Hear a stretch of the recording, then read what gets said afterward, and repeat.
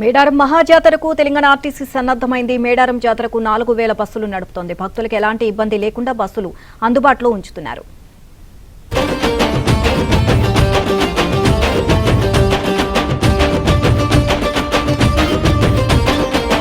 Telangana Kumbh Mela Medaram Sammakka Saralamma మహాజాతరకు RTC సర్వసన్నద్ధమవుతోంది.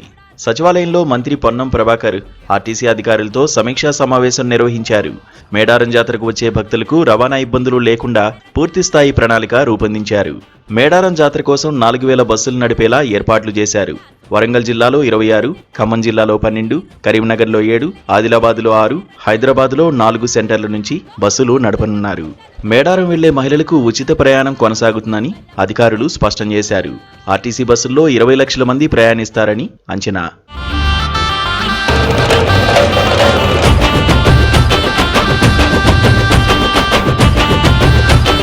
జనవరి 28 నుంచి ఫిబ్రవరి 1 వరకు special బస్సులు నడపనున్నారు. రెగ్యులర్ ఛార్జీల కంటే 1.5% అదనపు ఛార్జీలు వసూలు చేయనున్నారు.